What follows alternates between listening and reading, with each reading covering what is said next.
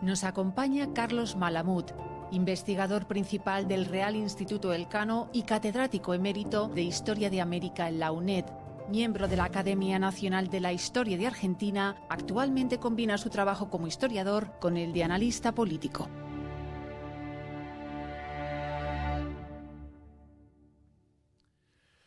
Muy buenos días o buenas tardes, dependiendo de dónde estén ubicados en este momento. Inauguramos hoy el nuevo curso del seminario Pensar el siglo XXI, ya muy avanzado, por cierto, este siglo, casi una quinta parte. Y lo hacemos con un tema y con una pregunta que nos afecta a todos, muy especialmente también a los españoles, ¿no?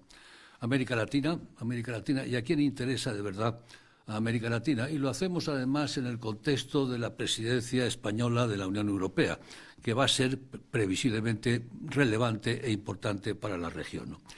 Explico algo de ese título que puede parecer un poco algo exótico, ¿no? ¿A quién le importa América Latina, no? Hace cosa de una década aproximadamente, América Latina parecía otro éxito más del proceso globalizador. Democracias consolidadas, economías creciendo, sociedades estables, reducción de las desigualdades, incluso de la violencia, ¿no? Desgraciadamente, ese escenario casi idílico quedó atrás y hoy parece ser, e insisto sobre la palabra parece, ser casi en negativo.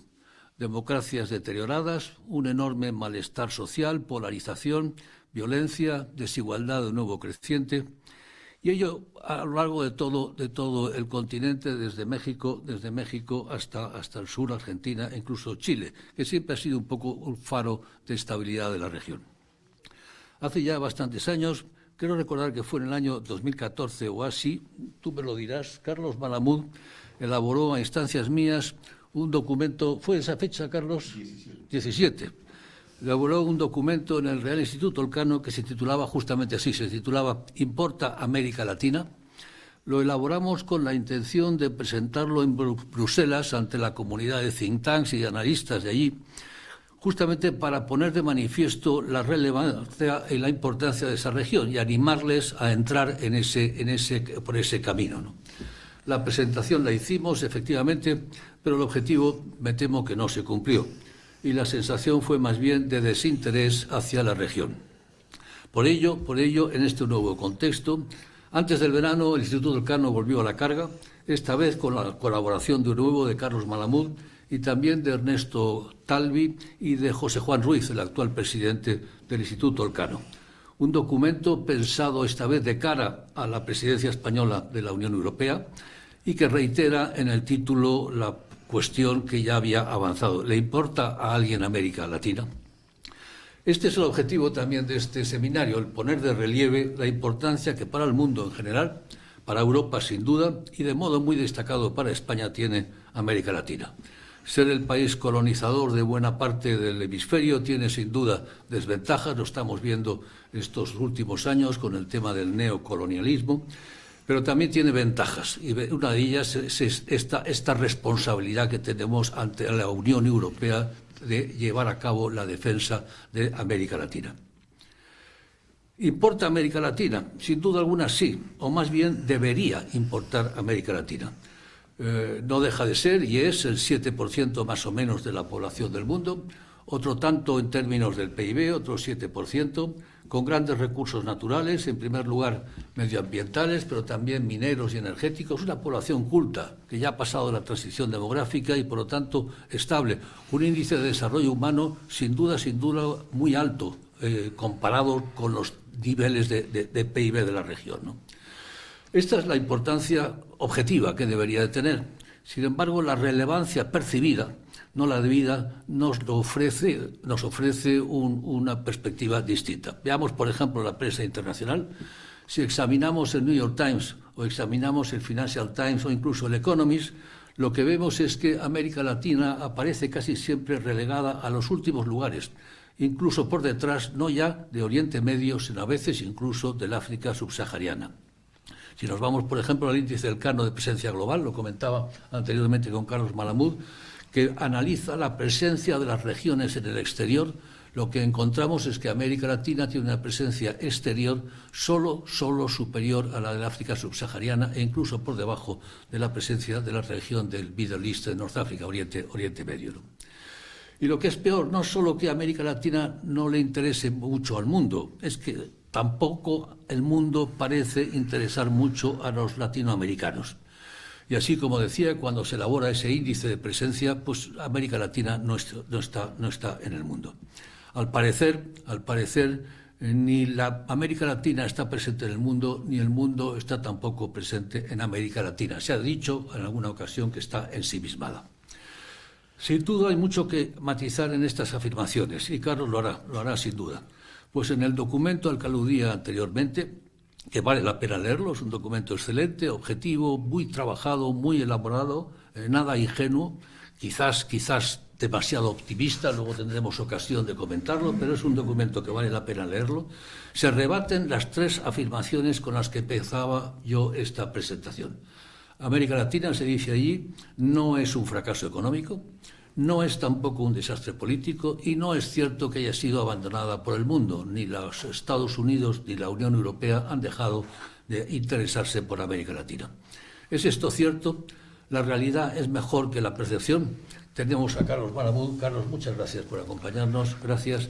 Tenemos a Carlos Malamud para que nos trate de desvelar lo cierto o lo sesgado de estas afirmaciones. Carlos.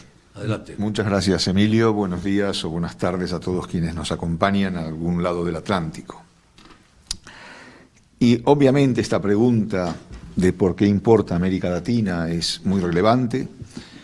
Una pregunta que deberíamos complementar con otra similar y es ¿a quién le importa América Latina o a quién le debería importar América Latina? Y esto está recogido, como bien señalabas, en un informe del Real Instituto Elcano, elaborado conjuntamente con José Juan Ruiz y Ernesto Talvi. Y también, como señalabas, en 2017 habíamos hecho un informe con el mismo título, que su propósito más claro era influir en la Unión Europea, tanto en Bruselas, en la Comisión y demás, como en los Estados miembros, sobre la relevancia de América Latina. Esta iniciativa podemos afirmar que terminó en un fracaso con muy poco éxito, si queremos ser un poco más benévolos. Y ahora en 2023 hemos hecho un nuevo ejercicio marcadas por unas nuevas circunstancias. Básicamente podemos decir que tres. Por un lado, la presidencia española del Consejo de la Unión Europea, la presidencia semestral rotatoria. En segundo lugar, los efectos de la invasión rusa de Ucrania y finalmente también los efectos de la pandemia del COVID-19 que todavía subsisten.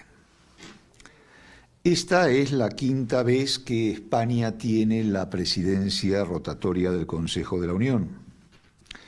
Y como en las ocasiones anteriores, América Latina se situó o se sitúa en un plano de la agenda muy relevante, sumamente relevante. Ahora bien, ¿qué ocurrió las 4 veces anteriores? En las 4 veces anteriores lo que hemos visto es que básicamente terminado el semestre de la presidencia española, América Latina volvía al cajón de los recuerdos y volvía a tener un lugar claramente secundaria entre las prioridades españolas. Respecto a la guerra de Ucrania, esta mostró dos caras ambivalentes. Por un lado, que más allá de las dificultades y las circunstancias, los 27 Estados miembros mantenían su unidad frente a la agresión rusa, pero al mismo tiempo mostraba la soledad europea frente a eso que se ha dado en llamar el sur global. Lo que ha devenido en la necesidad, en el replanteamiento en Bruselas y las otras capitales europeas, de replantearse, de reformular las viejas alianzas y de ser posible establecer nuevas.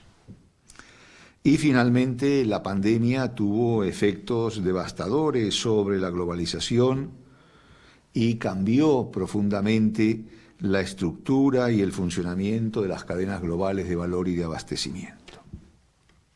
Y esto ha llevado a reintroducir nuevos criterios como el nearshoring o el friendshoring o el allyshoring, que de alguna manera supone la necesidad de invertir ahí donde vamos a contar con socios más favorables o más neutrales, es decir, que llegado el momento crítico no nos van a poner trabas como ha sucedido en otros países.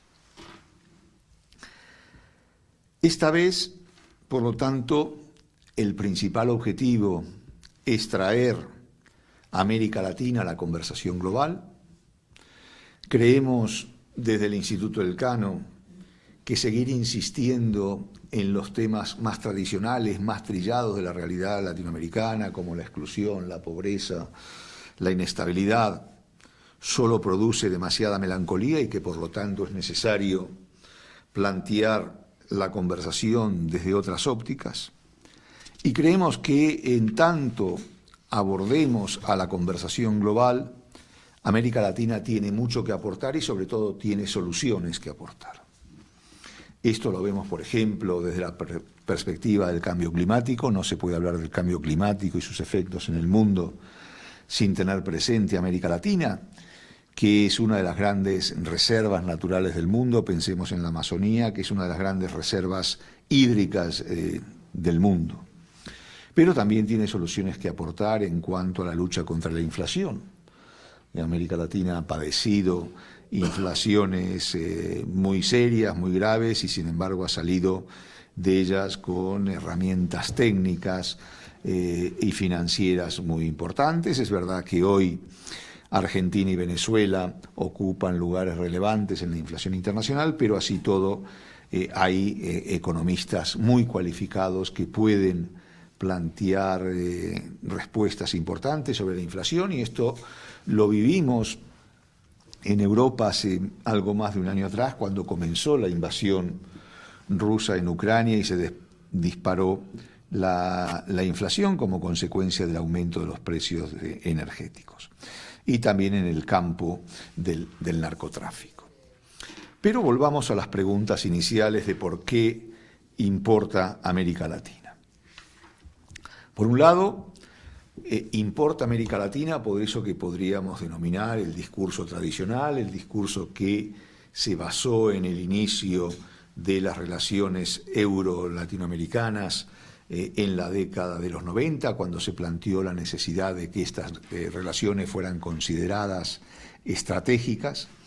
Y ese discurso tradicional nos habla de la pertenencia común a la civilización occidental, de la comunidad de valores, sobre todo en torno a las libertades y a la democracia, pero también importa América Latina por las múltiples posibilidades económicas que supone. Lo señalabas, Emilio, al principio de tu intervención, cuando hablabas de América Latina como un gran productor de materias primas, de alimentos, de minerales, tierras raras, litio, que es uno de los grandes futuros de las sociedades del planeta, ¿no? Pero también por los recursos naturales que tiene, fuentes energéticas no solamente no renovables, hidrocarburos, sino también energías renovables, la posibilidad que supone el hidrógeno verde, pero agua, sol, etc.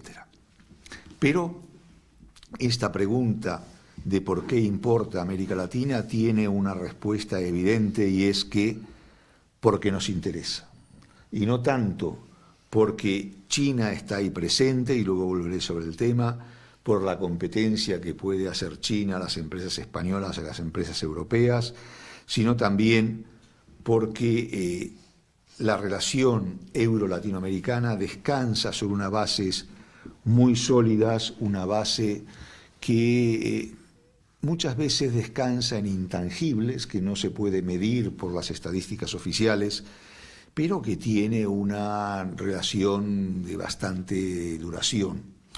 Obviamente que en el caso de España sobre todo, pero también de Portugal, el hecho de que la colonización del continente haya sido iniciada por estos dos países europeos comienzos del siglo XVI, pues nos está marcando una direccionalidad, pero no hay que olvidar que hay nutridos contingentes de emigrantes europeos, colonias de emigrantes europeos en muchos países latinoamericanos.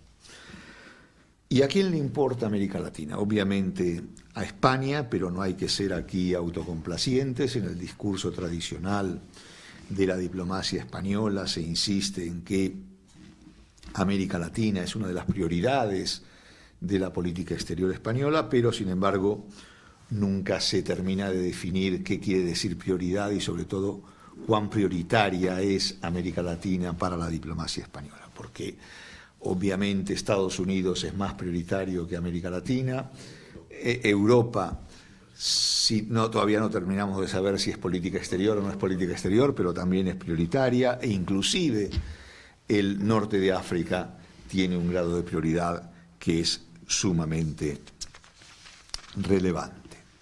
Y aquí obviamente la pregunta que de alguna manera esbozabas es si América Latina es un socio fiable para la Unión Europea. Hablaba antes de la necesidad de recomponer viejas y nuevas alianzas, y las alianzas son un camino de doble dirección, es decir, uno solo no puede buscar un aliado si no hay otro enfrente que quiera también participar en esa alianza. Y recuerdo de tus años en la presidencia del instituto cuando acuñamos esa frase un poco dura de que en la escena internacional América Latina ni está ni se la espera, ¿no? El cual habla de alguna manera de esa especie de autismo en el que señalabas sobre la realidad latinoamericana.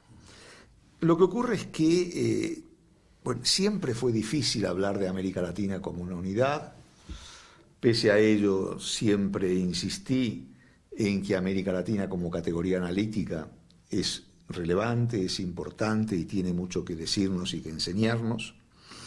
Pero si en términos generales la búsqueda de esa categoría analítica es complicada, en el momento actual y sobre todo para plantearlo de la perspectiva de las relaciones internacionales es mucho más complicada por la fragmentación que existe en América Latina. América Latina es hoy un continente fragmentado, no un continente dividido en dos bandos irreconciliables, sino fragmentado en múltiples partes.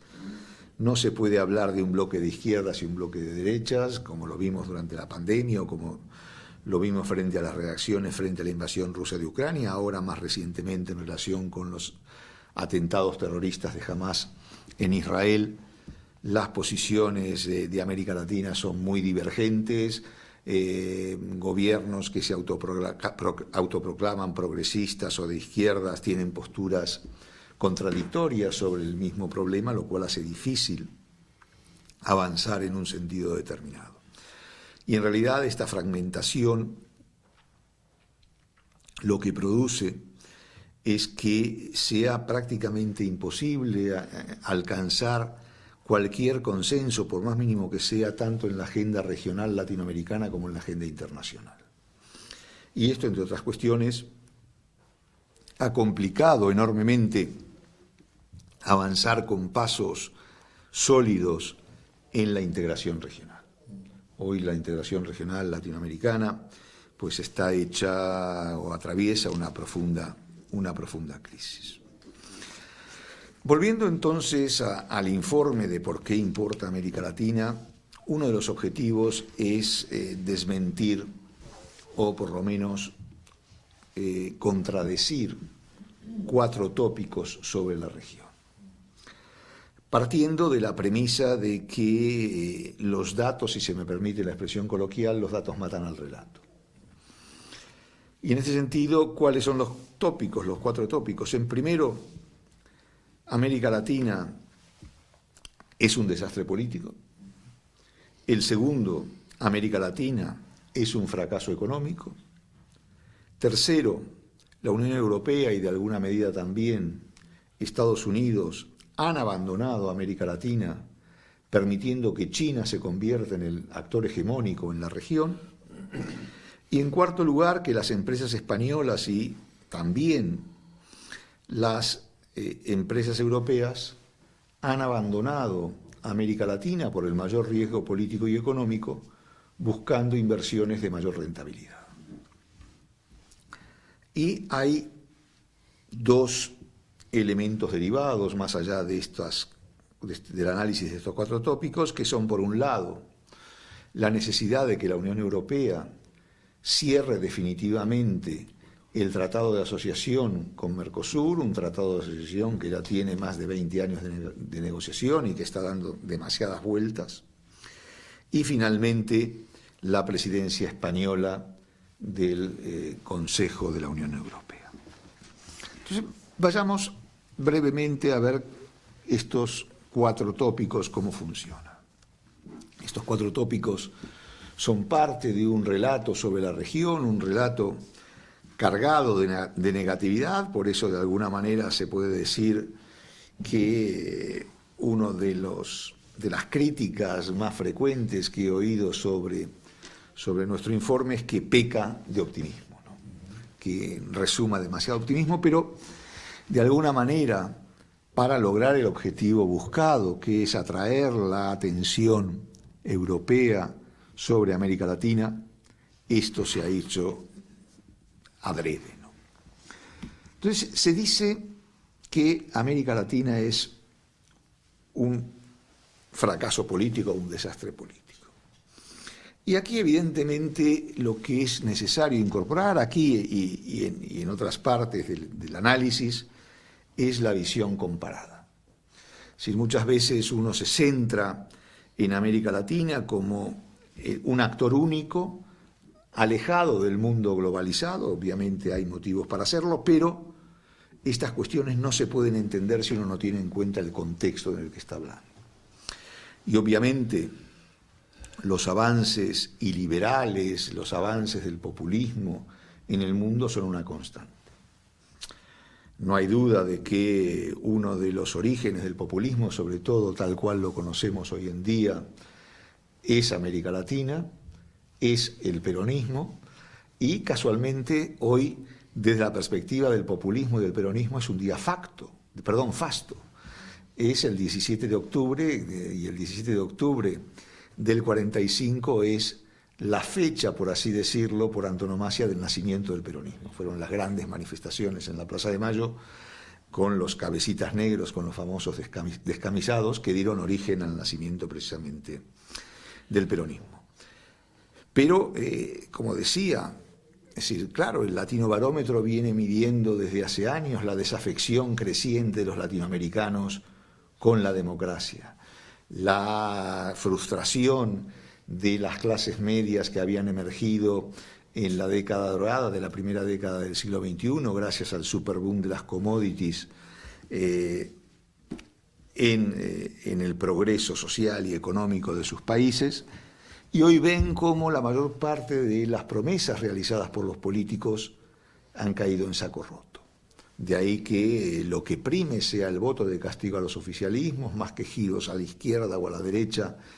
Esto es lo que prima, el voto de castigo a los oficialismos. En las 16 últimas elecciones presidenciales realizadas en América Latina, solo en 2 ganaron los oficialismos.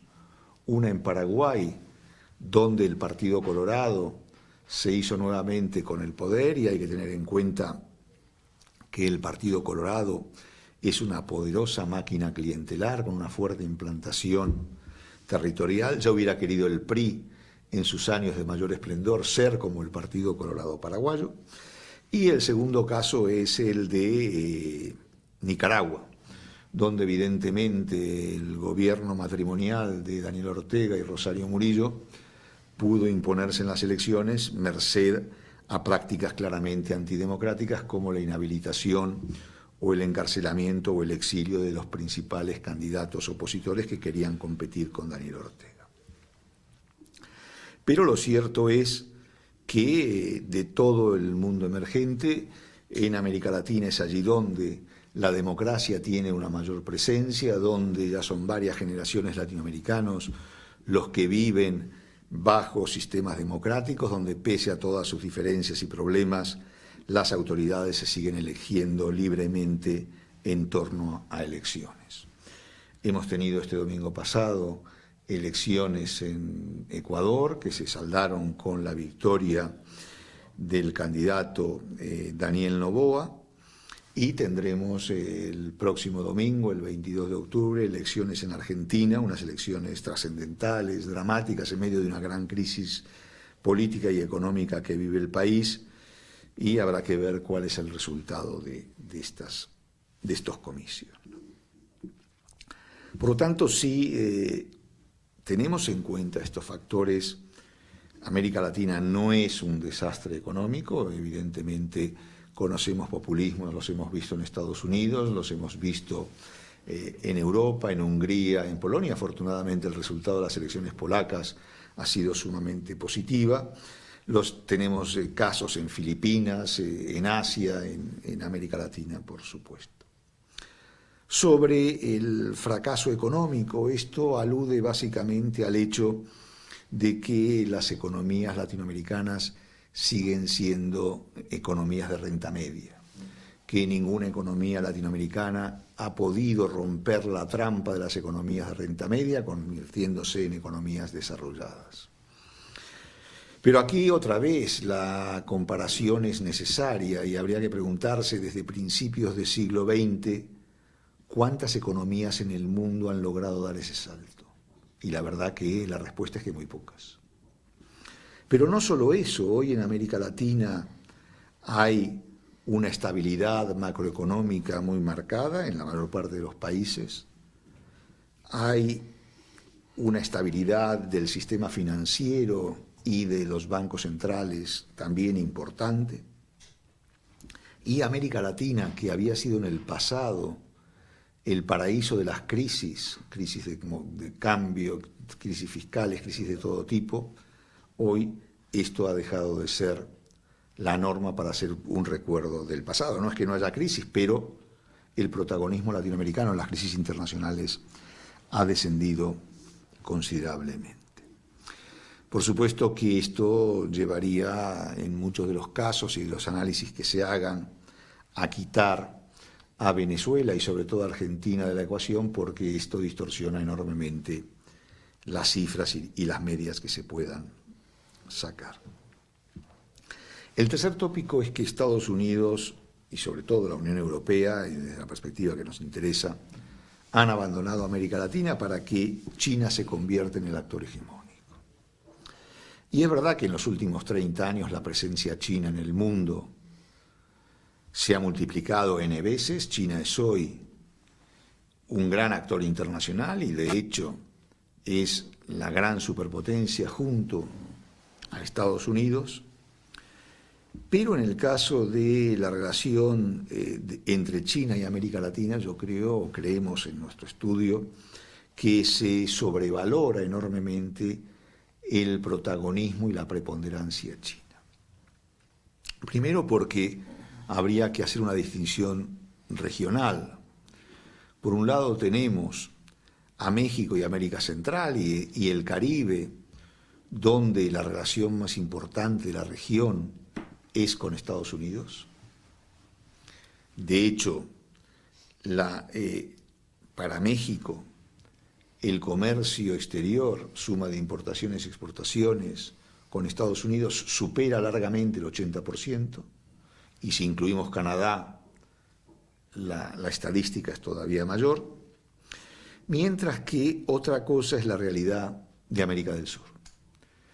Y no porque aquí el protagonismo chino sea excesivo, sino porque mientras en México y América Central juega Estados Unidos, en América del Sur, Europa tiene un papel importante que jugar todavía. Es cierto, sobre todo en América del Sur, que China en las últimas 2 décadas, se ha convertido en el principal socio comercial de prácticamente todos los países de la región, pero si dejamos de lado el comercio exterior y analizamos otras variables, como pueden ser inversiones, pues China es mucho menos, o préstamos, China es mucho menos preponderante. Pero no solo eso, si vamos también al terreno comercial, una pregunta que deberíamos formular es, bueno, ¿a quién vende América Latina y qué vende a cada quien América Latina? Y es obvio que China compra a América Latina grandes cantidades ingentes de materias primas y productos poco elaborados o semi-elaborados, que esta fue una de las claves por las cuales en los primeros 15 años del siglo XXI América Latina dio un gran salto adelante, tuvo tasas de crecimiento nunca alcanzadas, pero si en vez de mirar a las materias primas, vemos aquellos productos elaborados o muy sofisticados que produce también América Latina, ¿dónde los vende? Los vende básicamente a Europa y los vende básicamente a Estados Unidos. China compra solo el 6% aproximadamente de estos productos. Por lo tanto, si los países latinoamericanos quieren reindustrializarse, quieren cambiar su matriz de crecimiento, evidentemente tienen que mirar también necesariamente a Europa. Y lo mismo que se dice en relación con esto se puede hacer extensivo, por un lado, a la relación militar, las ventas de armas y otro equipamiento militar. En el caso de México y América Central, tienen prácticamente como actor relevante a Estados Unidos, y en el caso de América del Sur, el actor más importante es la Unión Europea.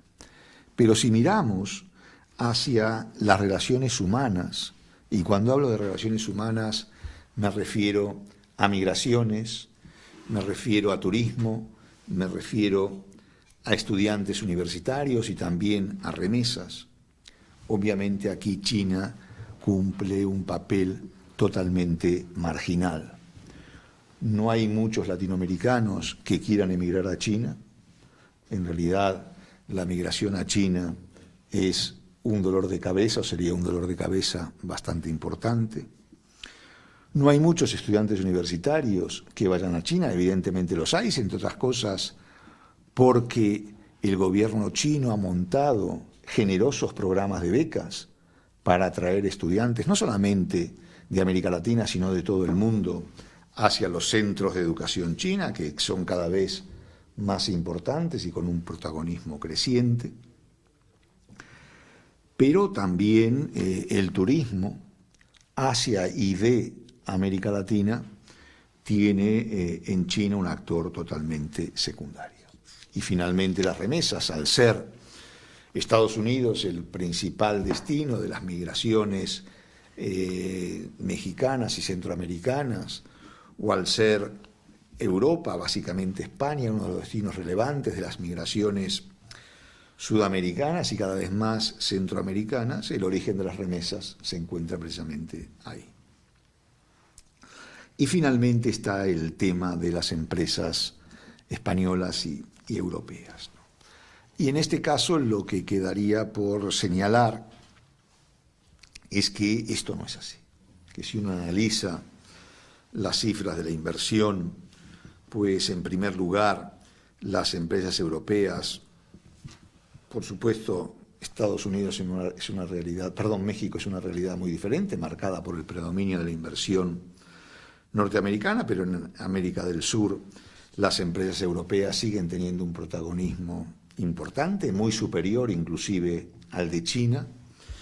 Ese viejo tópico de que las empresas españolas llegaron a América Latina para quedarse, en líneas generales sigue siendo cierto. ¿Qué es lo que ocurre? Ocurre que si antes, a principios de los 90, se hablaba de la inversión española hacia América Latina, hoy las cosas han cambiado, entre otras cuestiones porque América Latina ha cambiado y porque las empresas españolas tienen un mayor conocimiento de la región, y hoy ya no se habla de invertir en América Latina, sino de invertir en México, en Brasil, en Colombia, en Perú, en Chile o donde sea, en función tanto del riesgo político como del riesgo económico. Pero dicho esto, lo cierto es que el principal destino de la inversión española, excluyendo Estados Unidos, en este momento es es América Latina, mucho más y a gran distancia de la Unión Europea, y que buena parte de las rentabilidades obtenidas por la inversión española se dirigen, y europea también se dirigen, a la reinversión allí donde esté. En el caso de Mercosur se insiste mucho en la necesidad de cerrar el tratado, y se insiste mucho teniendo presente que el hecho de que si Europa cierra el tratado con Mercosur, tendría prácticamente tratados de libre comercio firmados con casi toda América Latina. Por un lado, quedaría fuera de la ecuación Cuba, con quien hay firmado un tratado de asociación, y también, por su negativa a avanzar en esta dirección, Bolivia y Venezuela. Pero más allá de esto, el tratado de asociación sería una importante herramienta que permitiría el desarrollo tanto de Europa como de América Latina. Lo que pasa que siguen presentes fuertes fuerzas proteccionistas que obstaculizan avanzar, que las vemos en ambos lados. En Europa, básicamente, Francia, que protege a su sector agrícola, sin olvidar que detrás de Francia, como suele ocurrir bastante frecuentemente en la Unión Europea, hay otros países que se esconden tiran la piedra sin mostrar la mano, como puede ser el caso de Austria, Irlanda y otros. Y en el caso de Mercosur, Brasil y Argentina tienen una industria que proteger, una industria muy vinculada al sector estatal, que teme mucho que si se abre, si se liberaliza la economía, puedan fracasar. Pero de todas maneras, la firma del Tratado de Asociación sería una gran oportunidad tanto para la Unión Europea como para el propio Mercosur. Y finalmente, la presidencia española, muy brevemente. Yo creo que la presidencia española, en lo relativo a América Latina, se puede sintetizar en dos reuniones. Por un lado, celebrada la cumbre, celebrada en julio pasado en Bruselas, de jefe de Estado y de Gobierno, y luego la posterior de los ministros del ECOFIN con sus homólogos latinoamericanos. Y el balance que se puede hacer desde esta perspectiva, y con esto concluyo, es que si bien no se podía ser demasiado optimista al principio del semestre español, al menos yo no lo era, pero el balance puede ser positivo en la medida que se logró uno de los principales objetivos, y es que el proceso siga en marcha. Que después de 8 años sin cumbres Unión Europea-CELAC, el proceso de construcción o de reforzamiento de la relación birregional sigue en movimiento. Gracias. Carlos, muchas gracias. Como esperaba, nos has hecho una lectura optimista de todo el paquete, por así decirlo.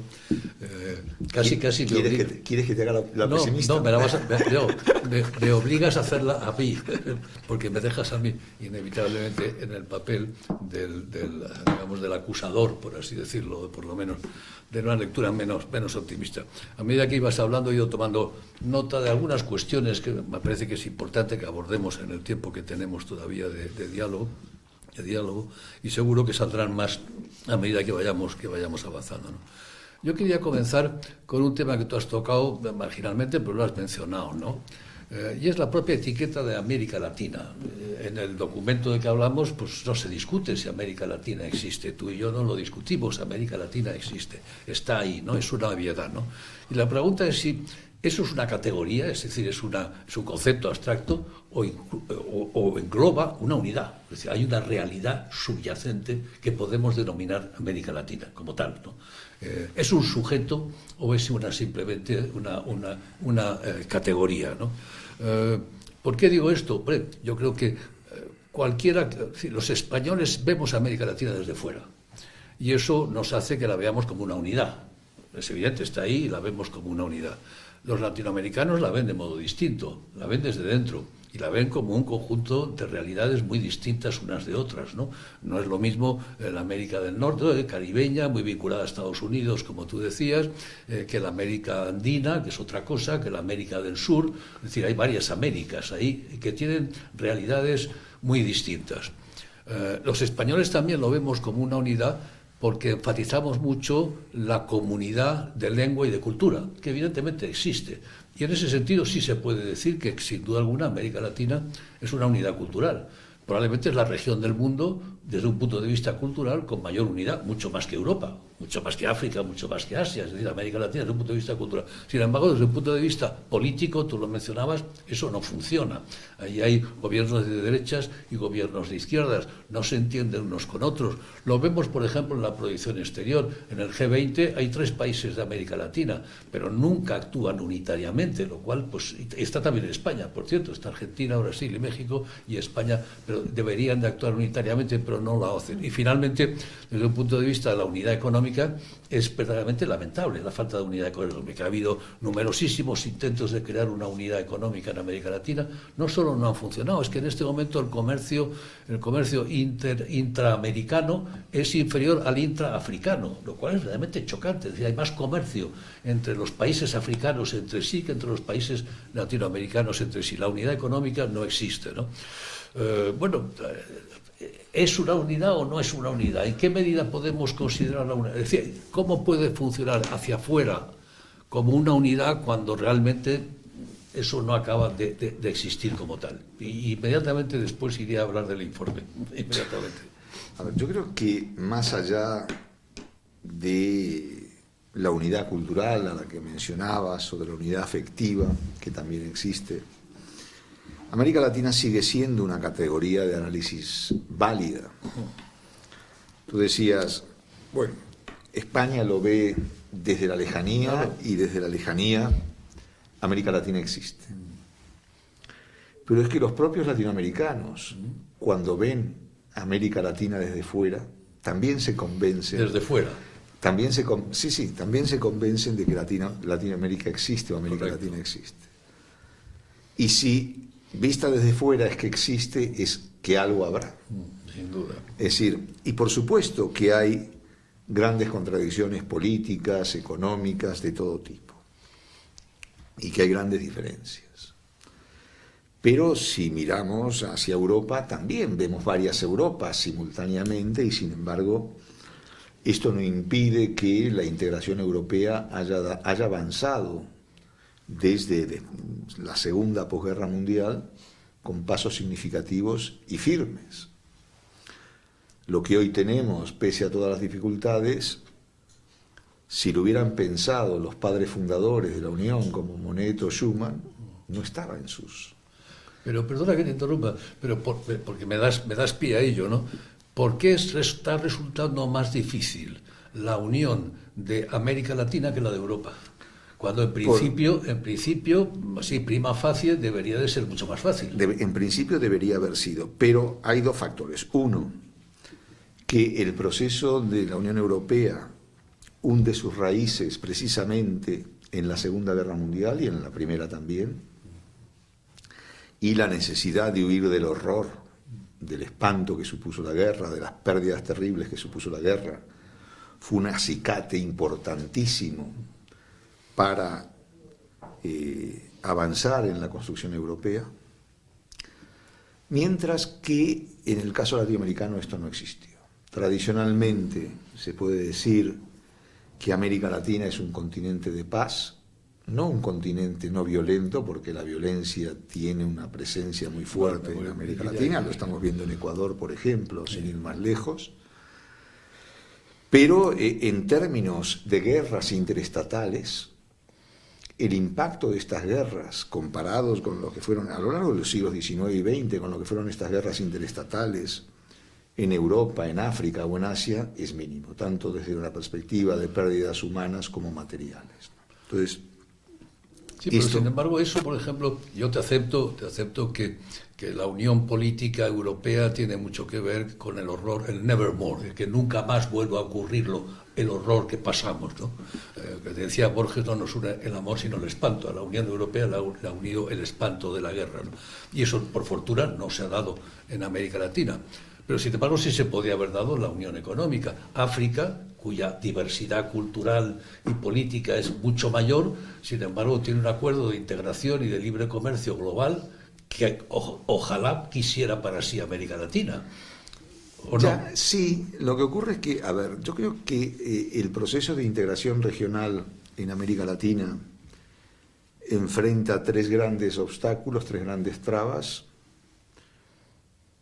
dos excesos y un déficit. El déficit es el de liderazgo. Ni Brasil ni México juegan el papel impulsor de la integración que deberían jugar. A mí comparar la integración latinoamericana con la europea no me gusta, porque entre otras cosas produce melancolía y esto nunca es bueno. Pero así como en Europa Francia y Alemania jugaron un papel relevante en el proceso de la Unión, en el caso de América Latina, Brasil y México se niegan sistemáticamente a jugarlo y encima suelen estar muy enfrentados entre sí. ¿Por qué no les interesa? Porque tienen sus propias agendas y porque ven el vecindario de manera diferente. Yeah. México muy volcado hacia Estados Unidos y Brasil porque piensa que su papel como actor global es mucho más importante que como líder regional. No necesita. Olvidándose que para poder ser un actor global relevante debería ser un gran líder regional. Muy cierto. El segundo, o el primer exceso, es el exceso de retórica, el realismo mágico latinoamericano, es decir, América Latina no se integra porque no la dejan, y quien no la deja, el imperialismo americano, es decir, siempre la culpa es de los de fuera. Y el otro exceso es el de nacionalismo. ¿Qué ocurre? Que en el caso del nacionalismo latinoamericano, este nacionalismo se fraguó a comienzos del siglo XIX, cuando emergieron las nuevas repúblicas, contra el vecino. Es decir, después de ese proceso que marcó la separación entre españoles americanos, que dejaron de ser españoles para ser solo americanos, luego, cuando empiezan a emerger los nuevos países, los argentinos se afirmaron como argentinos en contra de los chilenos, de los paraguayos, de los bolivianos, de los brasileños, y así podríamos seguir. Entonces, ahí hay un fuerte componente nacionalista, que es lo que está frenando radicalmente la cesión de cuotas de soberanía a instancias supranacionales, sin las cuales avanzar en cualquier proceso de integración regional es muy complicado. Lo que se manifiesta también, lo apuntaba, en la falta de una voz que hable por América Latina en los foros internacionales. Hablábamos del G20. Mira, en el G20 es evidente que se podían poner de acuerdo, podíamos a su vez establecer un entendimiento o algo mucho más con España, y habría una voz potente que representara a América Latina en el G20. Y ahora ocurre 3/4 de lo mismo en los BRICS. Además de Brasil, ha entrado Argentina y habría una posibilidad también. Sin embargo, eso está por completo fuera de la agenda. De momento está totalmente fuera de la agenda. De modo que, de cierto modo, si América Latina no se le escucha fuera, es en parte por su propia culpa. Es por sus propias limitaciones. Por sus propias limitaciones. Vamos al tema del informe, que me gustaría comentar contigo. Yo lo he leído con mucho detenimiento y me ha gustado mucho. Me ha parecido una lectura, como decía, positiva, objetiva, positiva, pero que tiene algunas limitaciones. Tú lo apuntabas y las críticas que se le han hecho, ¿no? Yo creo que el punto de partida es una metodología comparatista, lo cual es razonable y de todo punto estándar, pero una metodología comparatista que quizás elige mal los elementos de comparación. Quiero decir que en el documento se está comparando sistemáticamente a América Latina con países emergentes. Pero claro, América Latina es algo distinto. En cierto modo, más que un país, una región emergente, sería una región decadente. Argentina, hace un siglo, pues era una región, era un país tan rico como Estados Unidos. Los emigrantes españoles e italianos, lo hemos comentado muchas veces, en fin, tú lo sabes, si estoy equivocado, corrígeme, no sabían, a comienzos del siglo XX, no sabían dónde ir, si a Estados Unidos o a Argentina, porque eran igualmente ricos y prósperos los dos, ¿no? Por lo tanto, muchos países de América Latina han tenido periodos extremadamente prósperos, pues Venezuela, Cuba, etcétera, etcétera. Por lo tanto, claro, comparar Argentina con Corea del Sur a mí me resulta, me chirría, es decir, me chirría, incluso me resulta casi humillante. Quiero decir, porque esto es otra cosa, esto es una cosa radicalmente distinto, ¿no? ¿Por qué Corea del Sur sí ha conseguido converger? Claramente, y Argentina no. No lo entiendo. Y eso es una pregunta que a mí, inevitablemente, la lectura de los mismos datos del informe me aflora. Es cierto, dentro del marco de los países emergentes, si comparamos América Latina con África o lo comparamos con Oriente Medio o con muchos países asiáticos, sale muy bien parada. Pero ¿eso es una comparación objetiva y equilibrada o es una comparación un poquito complaciente?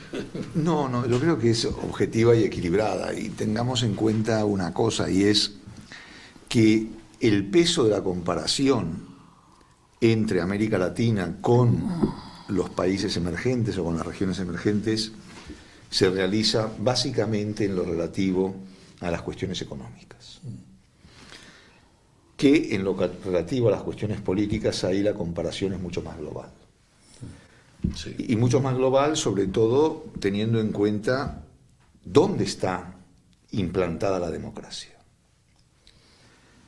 ¿Y qué es lo que ocurre?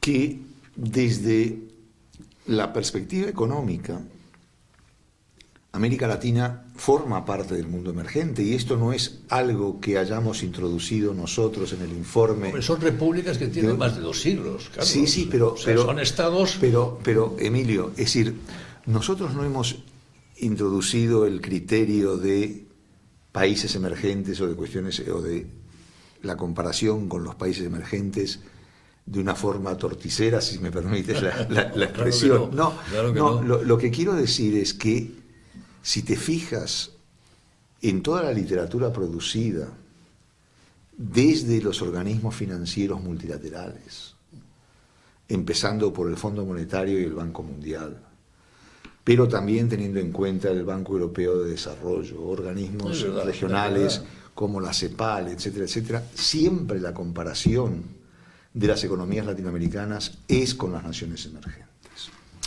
Por supuesto que a comienzos del siglo XX, Argentina, en términos de renta per cápita, se puede decir que era el 6º país del mundo, el 6º país más rico, pero, y que en torno a los años 30, 40, Argentina era más rico que España, que Corea del Sur y que tantos otros países que hoy están muy por encima. Pero si quitamos Argentina de la ecuación latinoamericana y quizá Cuba y poco más... Venezuela también ha tenido Venezuela es rica en los años 50, 60, cuando surge la Venezuela saudí, ¿no? Es decir, el petróleo permite dar el gran salto adelante de la economía venezolana. Pero en líneas generales, América Latina, empezando por México y Brasil, era prácticamente igual de pobre o igual de escasamente desarrollado que buena parte de lo que hoy es el mundo emergente. Entonces, y hay otro elemento, y es que si queremos reforzar en Europa el interés de América Latina y queremos convencer a nuestros socios europeos de que América Latina importa y mucho, hay que, por lo tanto, decir, bueno, miren, este es el mundo emergente. Y si comparamos con el mundo emergente, América Latina está aquí. Y tiene unas virtudes, tanto económicas como democráticas, que el mundo emergente no tiene, o que buena parte del mundo emergente no tiene. Sí, el objetivo, como tú dices, es, pongámoslo entre comillas, vender el producto, y en cierto modo lo es. Me parece bien esa estrategia de comparación, ¿no? Emilio, perdona. Tú eres uno de los creadores del Real Instituto Elcano. Digo, y como think tank, una de las tareas que tenemos que cumplir es esa. Que no estoy criticando, estoy diciendo que me parece muy bien, ¿no? Pero como latinoamericano o iberoamericano, lo que quieras que soy, me irrita un poco, porque lo que yo siento es frustración de expectativas de cara con América Latina. Esperaba más porque hace bien poco era esperable algo mucho más, esperable procesos de convergencia. Estoy de acuerdo contigo en el terreno político. Bueno, en el terreno político las elecciones ayer pues han salido muy bien, y la verdad es que el grado de desafección hacia la democracia en América Latina pues no es superior al que puedes encontrar en Europa o en Estados Unidos, y por lo tanto en ese sentido, digamos, no da la medida no solamente con los países emergentes, sino con los emergidos. O sea, puedes compararla con unos y con otros, ¿no? Pero en el terreno económico no ha habido convergencia en los últimos 50, 60 o 70 años, no ha habido convergencia, y uno podría razonablemente esperar un ritmo superior de convergencia de los países de América Latina con los países desarrollados, que no se ha producido en absoluto. Y esto es un poco mi frustración. Mi frustración es, oiga, yo esperaba más, y yo creo que puede dar mucho más de sí, y que puede dar mucho, pero hasta el momento, pues por las razones que sean, no. Pero, sin embargo, ahí hay una gran contradicción, Emilio, en lo que estás diciendo. Es decir, yo creo que tiene un potencial muy superior. Pero por un lado, y yo soy el primero, decimos que el informe es muy optimista, y por otro lado marca la frustración con el desempeño económico latinoamericano. Sí. Es decir, ¿y por qué es muy optimista? Porque decimos, oiga, mire, más allá de las acusaciones que se hacen sobre el desastre económico que es América Latina, si usted mira el sistema financiero, si usted mira las reformas macroeconómicas que se hicieron en su día y que se han seguido haciendo, algunas con más dificultad que otras, obviamente en muchos países la casa está en orden, y el potencial de crecimiento, una vez que la situación internacional, si algún día ocurre, vuelve a la normalidad, pues la posibilidad de que ese proceso de convergencia, de aproximación se complete, se materialice, está a la vista. Sí, sin duda. Pero lo que no podemos perder de vista son los factores disruptores que han incidido no solo en la economía latinoamericana, sino en la economía mundial, comenzando por la pandemia. Sí.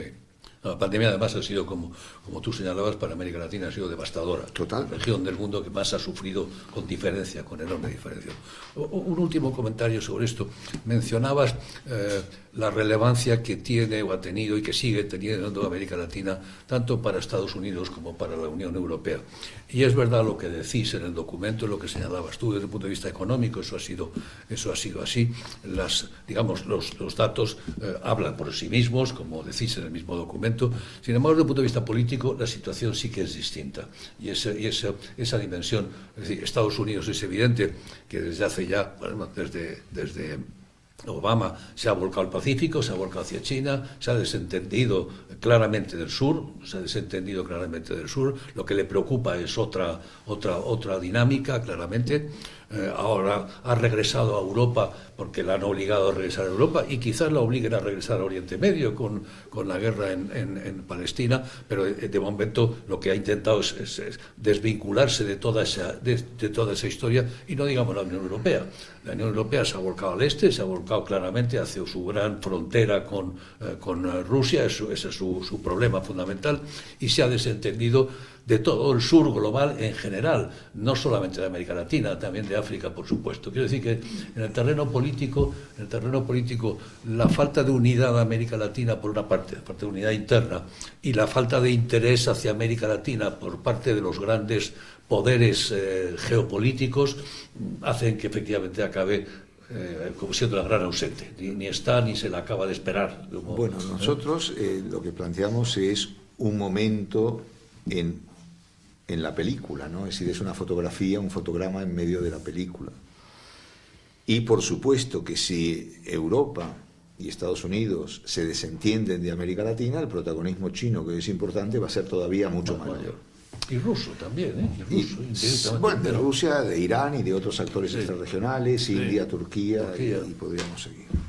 Ahora, también decimos en el documento que hay que avanzar no solo a través de las relaciones birregionales euro-latinoamericanas, partiendo de la constancia de que la CELAC es la que es, con las limitaciones que tiene, pero al mismo tiempo es el único medio con su presencia y legitimidad como para afrontar la relación, pero que de forma paralela la Unión Europea tiene que avanzar por las relaciones bilaterales, primando aquellos países que son relevantes por un lado, bien económica o bien políticamente, y segundo, con aquellos países que tienen un especial interés en mantener relaciones con la Unión Europea.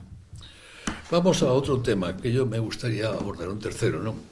Y es el siguiente. En el informe, en el documento, por ejemplo, no habláis de algunos temas que son clásicos al hablar de América Latina. Tú los has mencionado más bien de pasada, ¿no? Uno de ellos es la violencia, claramente. Es decir, es la región con enorme diferencia más violenta del mundo, con enorme diferencia. El segundo es la desigualdad.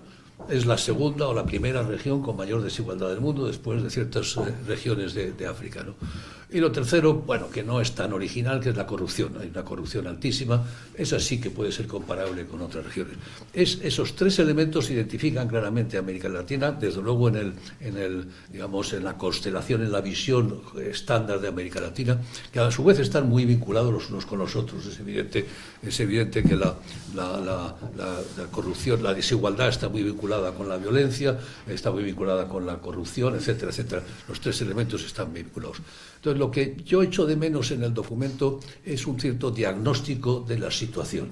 América Latina, como región emergente, queda muy bien. Digamos, le vamos a dar un notable alto, como región emergente. Como región emergida, queda bastante mal, digamos que un aprobado. ¿Por qué? ¿Qué es lo que pasa ahí, no? Y me voy a un argumento que alguna vez hemos sostenido tú y yo, y hemos hablado, que es esta tesis que sostuvo el politólogo argentino Guillermo Donner, de que el problema de América Latina era un Estado débil. Un Estado débil, entre otras cosas, con poca fiscalidad, incapaz, por lo tanto, de reducir la desigualdad vía transferencias indirectas, de sanidad, educación, infraestructuras, etcétera, etcétera, incapaz de tener unas instituciones bien pagadas y eficientes, porque no las tiene, y por lo tanto, al final, eso es un Estado débil, y por lo tanto, una sociedad que lo estamos viendo, ¿no? Desestructurada, que no tiene, con las élites que mantienen sus fortunas fuera, que no se sienten, que no pertenecen a la nación en el sentido estricto del término. ¿Qué opinas sobre ese diagnóstico y por qué no lo habéis abordado en el documento, que me parece que sería relevante, ¿no? Cuando hicimos el informe de 2017, sí, esas cuestiones se incluían, sí, y había un diagnóstico general sobre la región, y también había un diagnóstico sectorial sobre cada una de las diversas áreas y de cómo podía potenciar la Unión Europea su relación en cada una de esas áreas. Esta vez la aproximación al problema de la relación con América Latina y a resaltar la importancia que podía tener se cambió. Y se optó por elegir, sobre todo teniendo en cuenta que un informe de esta naturaleza no puede ser una enciclopedia, y que hay que seleccionar los temas que se abordan, porque si no, evidentemente, si uno presenta, con perdón, un tocho, al final no lo ve. No, y en todo caso un diagnóstico sería muy criticable, por lo tanto. Pero, es decir, ha habido una elección racional de dejar afuera no solo esas cuestiones, sino muchas más, ¿no? Ahora, es obvio que tienes razón, ¿no? Es obvio que desde la perspectiva latinoamericana, la violencia, empezando por el narcotráfico, la corrupción y la desigualdad son tres elementos esenciales, y que cualquier gobierno que llegue al poder, una de las cuestiones que tiene que afrontar básicamente es esa, y que en torno a esa desafección de la que hablábamos con la democracia y con las promesas incumplidas, muchas van precisamente por ahí, porque no se ataca de frente ni la corrupción, ni la desigualdad, ni la violencia. Ahora, paradójicamente, y esto entronca con algunos de los temas que hemos hablado, como la debilidad de la integración regional en América Latina, mientras los carteles de la droga y los principales capos del narcotráfico se han dado cuenta de la importancia de la dimensión regional de su negocio y de su actividad, y han dado pasos importantes para vincularse a escala regional, los estados no. Los estados no. Los gobiernos son totalmente incapaces. Y de hecho, y esto es realmente preocupante, pero, y estoy ahora exagerando un poco, ¿no? Pero se puede decir que solamente en 2 casos la integración regional, más allá de la retórica, dio pasos significativos. Por un lado, cuando las dictaduras militares de los años 70 pusieron en marcha ese execrable y lamentable programa que fue la Operación Cóndor, que permitió que, con independencia de las fronteras y de la soberanía que tanto defienden los militares, se pudiera operar en terceros países en contra de los guerrilleros o los terroristas, y ahora con el narcotráfico. No, pero es un tema interesante cómo se globalizan los problemas, pero no somos capaces de globalizar las soluciones para esos problemas, ¿no? Que es algo muy propio de esa tensión entre el proceso globalizador y los sistemas de gestión política de las sociedades, ¿no? Pero, en fin, estamos de acuerdo quizás en que el principal problema es un problema, en fin, con Acemoglu y con tantos especialistas, de instituciones malas, de baja calidad de las instituciones. Totalmente. Y que ese sería el principal problema, ¿verdad? De modo que si queremos ayudar a América Latina, probablemente lo más importante que podemos hacer es fortalecer las instituciones, fortalecer el servicio público, una fiscalidad mucho mayor, porque claro, sin recursos fiscales no tienes Estado, no te sirve para nada, ¿no? Bueno, me quedo tranquilo con eso, porque yo quería incorporar mi diagnóstico, ¿no? El último tema que yo quería que abordáramos, Carlos, es el tema de España, ¿no? España en relación con América Latina. Una relación que es, que ha sido siempre, digamos, fluida, no exenta de problemas, pero que recientemente, parece que es más problemática. Hay una reacción, digamos, anticolonial, nativista, indigenista, no sé cómo denominarla, pero que vitupera y maltrata lo que es la herencia del virreinato o de la colonia, o como quieras llamar aquello que hubo. Yo creo que tiene muchos términos, pero en fin, eso está ahí, lo que a su vez provoca por nuestra parte reacciones de defensa que a veces se exageran, ¿no? Se elevan demasiado el tono, ¿no? Pero en fin, ahí está la realidad. Frente a esa realidad existe, sin embargo, una afinidad cultural, es evidente, que lo ves, en la música, en la gastronomía, en cosas elementales de la vida cotidiana. Te vas por Madrid y te topas con América Latina en cada esquina. Y en cierto modo también, creo quizás no tanto, pero en cierto modo también, ¿no? Y el proceso migratorio ha sido muy importante.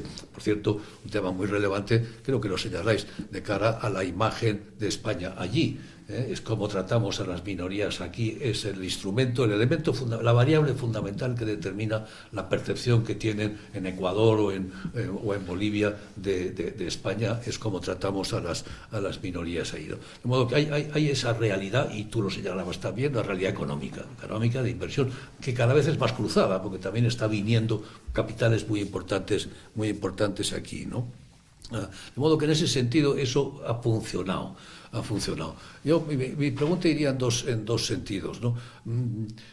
Desde un punto de vista política, la política exterior española en relación con América Latina, y te voy a meter en un lío, me temo. Primero, tenemos una política, tenemos dos, ¿cuántas tenemos? Nos ocurre con muchas cosas. Es decir, es evidente que este gobierno pues, no acaba de ponerse de acuerdo consigo mismo en temas tan importantes de política exterior como son Cuba, como es Venezuela, como es Ucrania o como es ahora, lo estamos viendo, Israel. Pero claro, eso crea una sensación de desconcierto muy grande en unos u otros. No se sabe de qué lado estar en la Unión Europea. Es decir, hay una falta de definición y de claridad. La política española en relación con América Latina era siempre de defensa de la democracia, los derechos humanos, la libertad, sin la menor duda. Ese era el planteamiento. Últimamente eso entra cuando menos en entredicho, ¿no? ¿Qué importancia tiene eso en relación con nuestros socios en América Latina, pero también en Europa, en la Unión Europea, ¿no? Esa sería una pregunta. Y la otra es un poco hasta qué punto la presidencia española de la Unión Europea, también es delicada, está produciendo los resultados que se esperaba de ella de cara a América Latina. Es decir, el Mercosur, estábamos, el acuerdo con el Mercosur, pues me dices que no ha ido para atrás. Bueno, claro, no ha ido para atrás, pero no sabemos si va hacia adelante. En fin, coméntame estas dos cuestiones. Empecemos por la segunda. Venga. Es decir, la presidencia española. Yo creo que el balance es muy positivo, sobre todo teniendo presente el punto de partida, por un lado, y también que las presidencias rotatorias en el Consejo de la Unión Europea ya no son lo que eran. Es decir, el peso que el país que ejerce la presidencia hoy es mucho más limitado que el que tenía en el pasado. Y por lo tanto la capacidad de incidencia de España en la agenda euro-latinoamericana es limitada. Ahí donde podía incidir, que era en reflotar la relación a partir de la cumbre UE-CELAC, lo hizo y bien, y por eso yo hablaba de un saldo positivo. En el tema de cerrar el tratado con Mercosur, más allá del interés español, que es muy obvio, y de la presión que ha hecho España, que también es obvia, la resistencia francesa y de otros países es lo que está provocando que estemos donde estemos. Sobre la relación entre España y América Latina, coincido contigo en que los extremos, tanto por un lado todas estas políticas decoloniales, indigenistas y demás, como un excesivo nacionalismo español, muy centrado en la negación de la leyenda negra, etcétera, etcétera, etcétera, son contraproducentes. Y más que promover el acercamiento, lo que tienden es a promover la separación. Sin embargo, yo insistiría en algo, y es en la solidez y la fortaleza de la relación entre España y América Latina y España. Una relación que, mucho más de lo ideológico, se sostiene sobre relaciones sociales, familiares, sociales, y donde la inmigración juega un papel cada vez más importante. Migraciones que durante mucho tiempo tuvieron una direccionalidad clara desde España a América Latina, pero que desde mediados y sobre todo desde la década de los 70 del siglo pasado son bidireccionales. Y esto hace que la presencia latinoamericana en España sea sumamente relevante. De hecho, yo soy un producto de esos procesos, ¿no? Pero al mismo tiempo, si vamos, por ejemplo, se habla mucho del abandono de España de América Latina. Centrémonos brevemente en las relaciones políticas. Y cuando hablo de relaciones políticas no me refiero a la diplomacia, sino a las relaciones entre los partidos políticos. Tradicionalmente las relaciones políticas de España con América Latina se asentaban en el protagonismo del PP y el PSOE, los dos partidos mayoritarios, los dos partidos que eran la base del sistema bipartidista. Hoy esto no es así. No es así en parte porque el PP y el PSOE se han centrado más en España y en Europa a partir sobre todo de la crisis de 2008, pero también porque los socios tradicionales, tanto del PP como del PSOE en América Latina, han hecho crisis o han desaparecido. En muchos países latinoamericanos el sistema de partidos se ha licuado y los socios tradicionales del PP y el PSOE han desaparecido. Inclusive el papel que en el pasado jugaban las internacionales, tanto la popular como la socialista o la demócrata cristiana, tampoco tienen la relevancia que tenían antes. ¿Y qué ha pasado? ¿Ha desaparecido la influencia española en términos políticos? No, se ha cambiado. Y si antes el protagonismo lo tenían el PP y el PSOE, hoy lo tienen Vox y Podemos. No sé si eso es bueno o no. Pero... Me temo que no, pero es lo que hay. Es decir, mal de tontos, consuelo de muchos, ¿no? Pero es lo que hay. Es decir, lo que quiero decir con esto es que la densidad de la relación es mucho más sólida y más profunda y más estable de lo que parece y de lo que se ve a simple vista. Nos quedan unos minutos y tengo unas cuantas preguntas que voy a ir haciendo otras que me han llegado, ¿no? Que me han llegado. Una es lo estábamos hablando sobre la inmigración. La inmigración latinoamericana en España, en principio, los efectos en España han sido claramente positivos. Yo creo que no hay la menor duda acerca de ello, en términos económicos, políticos, sociales. Conozco varias investigaciones que hay sobre el tema de la eventual, digamos, xenofobia que pueda haber. Prácticamente es muy bajo y su nivel de integración es muy alto. Son datos objetivos de muchas investigaciones. Pero lo que nos preguntan es por los efectos allí. ¿Y cómo se perciben en los países de origen esas minorías, en algún caso muy numerosas, que están viviendo aquí, que mandan remesas, que van y vienen de vez en cuando, que tienen relaciones? ¿Y cómo es percibida en América Latina esa migración, en algunos países de América Latina, esa migración hacia España? Bueno, en realidad la migración latinoamericana en España afecta prácticamente a la casi totalidad de los países, ¿no? Es decir, en un principio era más sudamericana que centroamericana y mexicana, pero hoy prácticamente afecta a todos los países. Y hay un dato muy particular e interesante, y es que quienes se instalan en España no son solo los sectores populares, que vienen a España huyendo de las crisis de sus países o buscando nuevas oportunidades laborales, sino que cada vez más aún también gente de los sectores más pudientes, empresarios, rentistas, lo que se establecen en España. Basta ver qué es lo que ha ocurrido con el mercado inmobiliario en el barrio de Salamanca, con el alza brutal de los precios. Y si uno sale a caminar por el barrio de Salamanca, pues los sonidos, los acentos que se oyen tienen que ver con esto. A tal punto que muchos hablan de Madrid como el Miami Bis, no el Miami Vice, sino el Miami Bis, ¿no? Ahora, ¿cómo repercute esto en América Latina? Pues, ¿cómo se percibe allí? Básicamente en función del relato que transmiten los propios inmigrantes. Esto es fundamental.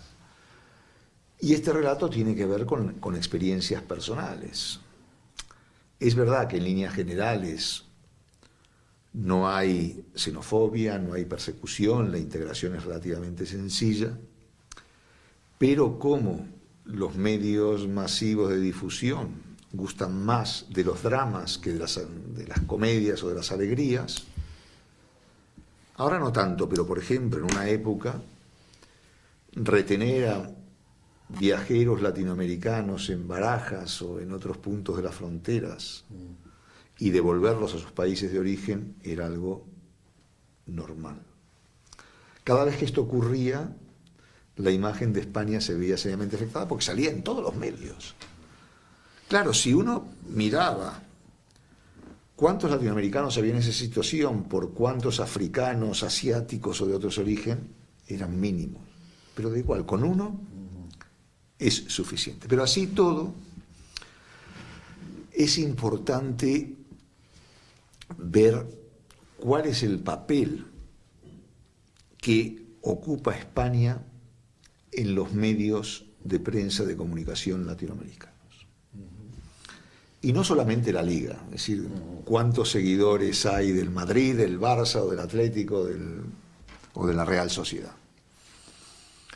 Y por supuesto esto va también por épocas, en función de cuántos jugadores de cada país hay en los distintos equipos y qué protagonismo tienen estos jugadores. Por supuesto que con Valverde jugando en el Real Madrid, para la prensa uruguaya, la Liga Española es un tema de primera magnitud, como lo era cuando Messi jugaba en el Barcelona. Pero no es solo el fútbol, es la cultura, es la música, es la literatura, es el teatro, es decir, hay un diálogo de ida y vuelta constante y permanente, y esto se refleja también en los medios de comunicación. Pero luego tenemos noticias que de alguna manera también entran en la agenda informativa. Es decir, el otro día veía cómo el caso de este chico futbolista que había aparecido muerto en la estación de Santa Justa en Sevilla se había convertido en un tema de portada en muchos medios latinoamericanos. Un tema que causa profunda consternación, se titulaba en España, ¿no? Es decir, bueno, pero eso lo que refleja es el interés. El interés. Claro. O, por ejemplo, cómo la política española incide permanentemente en la política latinoamericana y el seguimiento que hay. Eso es mutuo, porque de los pocos medios de comunicación relevantes que le prestan siempre atención a lo que pasa en América Latina son los periódicos españoles. Bueno. Antes comentaba, te vas a ver la prensa extranjera, la que sea, incomparable la información que te ofrecen los periódicos españoles con lo que ofrece la prensa. O esta misma casa, ¿no? O esta misma casa, que sí, evidente, esta misma casa, evidente. Una pregunta que me la hacen es un poco larga, pero creo que es relevante y tiene mucho que ver con lo que comentábamos anteriormente, ¿no? Dice, usted mencionó que América Latina debería emular algunas acciones de Europa para su desarrollo. ¿Cree usted que América Latina está preparada para funcionar de modo práctico como un país socialista, como suele suceder, por ejemplo, en España con la entrega de muchos beneficios sociales, bonos y demás? ¿O debería mantener su posición de economía capitalista para poder salir de la pobreza, situación que también nos genera una gran brecha social que propicia desigualdad en la práctica, pero ha permitido el crecimiento económico? ¿Vamos a un modelo socialdemócrata o mantenemos un modelo liberal en América Latina? ¿Cuál es el mejor, el más eficiente? A ver. Esta pregunta tiene demasiadas derivadas, ¿no? Ideológicas, ¿no? Y muy ideológica al mismo tiempo, ¿no? Pero es relevante. A ver, primero, yo insistí mucho en que la comparación entre la integración europea y latinoamericana no tenía mucho sentido. Por lo tanto, escaparía de ahí.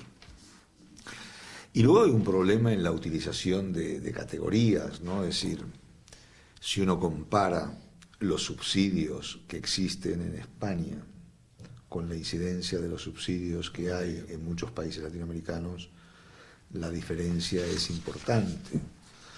Por supuesto que el papel del sector público en el PIB global, en países como Francia, por ejemplo, o inclusive España, pero mucho menos que Francia, es importante, pero de ahí hablar del socialismo europeo o el socialismo español en la aplicación de las políticas públicas hay mucha diferencia, ¿no? Y sobre la aplicación, o si América Latina debería ser socialdemócrata, socialista o liberal, pues yo creo que ahí hay mucha retórica, ¿no? Es decir, inclusive países que teóricamente se decantaron por el llamado socialismo del siglo XXI nunca dejaron de ser capitalistas. Pero indirectamente, por contestar a la pregunta de un modo más indirectamente, antes estábamos señalando que necesitamos estados fuertes, que para que haya estados fuertes hacen falta fiscalidad potente y por lo tanto eso significa un sector público más cuantioso, recursos en definitiva para poder hacer políticas públicas. ¿Eso es socialdemócrata? Bueno, la verdad es que en Europa ya ni es socialdemócrata, es de derechas, es de izquierdas, es de todos, por lo tanto ya no tiene esa etiqueta. Sí lo fue hace 40 años, sí lo era hace 40 años, pero en este momento ya por fortuna no tiene necesariamente ese marchamo. No, pero ahí es interesante ver la resistencia en muchos países latinoamericanos, sobre todo de las élites económicas y políticas, a la necesidad imperiosa, por lo que estamos decididos, de realizar profundas reformas fiscales y de pagar impuestos. Es decir, hay países donde la presión fiscal es menor al 15%, menor al 20%. Y con eso, evidentemente, no puedes construir un país.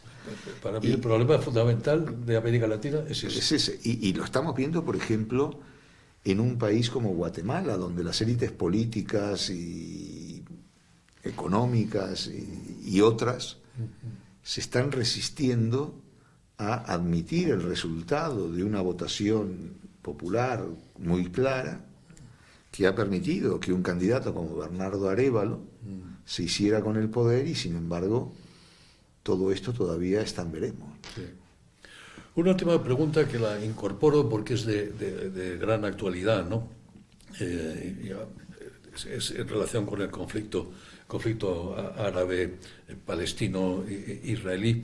Hay bastantes comunidades judías muy relevantes en América Latina, concretamente pues en Argentina, por ejemplo, y lo que nos pregunta es cómo se percibe el conflicto allí, cómo se percibe el conflicto en América Latina. Pues así como la invasión rusa de Ucrania era percibida, como diría Leopoldo Calvo Sotelo, como un conflicto distinto y distante. Yeah. Es decir, a mí no me afecta porque pasa a miles de kilómetros de distancia. Precisamente por la existencia de comunidades judías importantes y también palestinas, caso de Chile, por ejemplo, pero no solo Chile, se ve como un conflicto mucho más próximo. Yeah. Y si encima le sumamos el caso de las víctimas en los atentados terroristas, pero también por la respuesta israelí, el caso de los rehenes, y todo eso evidentemente condiciona la respuesta. Pero no hay una única respuesta. Es decir, hay múltiples respuestas en función, primero, de la naturaleza de los gobiernos, porque aquí habría que diferenciar lo que son las respuestas de los gobiernos y los políticos y las respuestas de las opiniones públicas.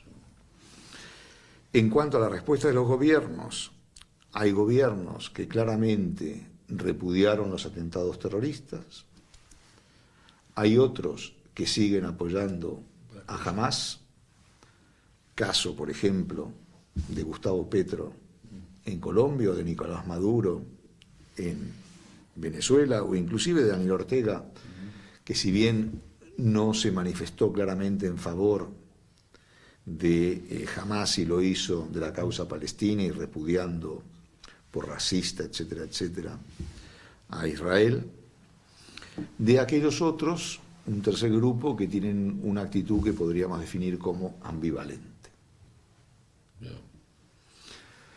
Entonces, aquí la cosa, no hay una única respuesta, va por barrios y también depende de las opiniones públicas, ¿no? Es decir, por ejemplo, en Argentina ha habido, en el caso de los políticos, una extraña unanimidad, y más a 2 semanas de las elecciones.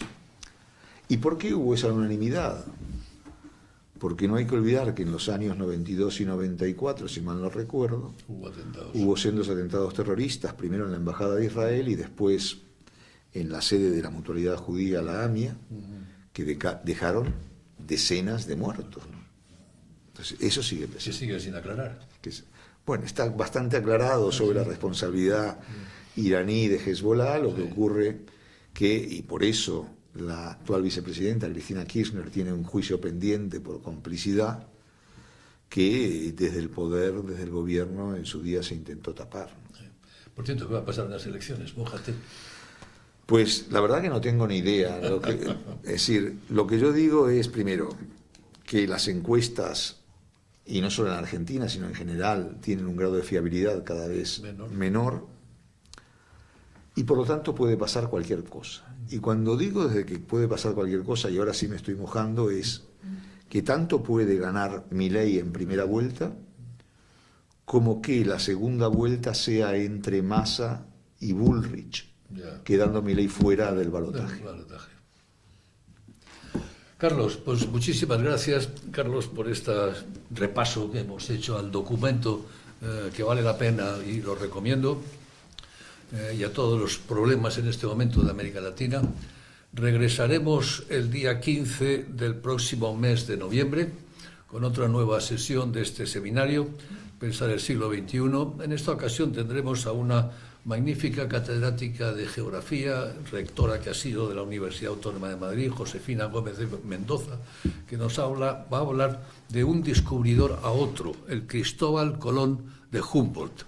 Un tema francamente interesante y nuevo y que merece la pena, sin duda. Y espero que tengan ustedes la oportunidad también de seguirnos como en este seminario. Muchas gracias, pues, y hasta el próximo 15 de noviembre.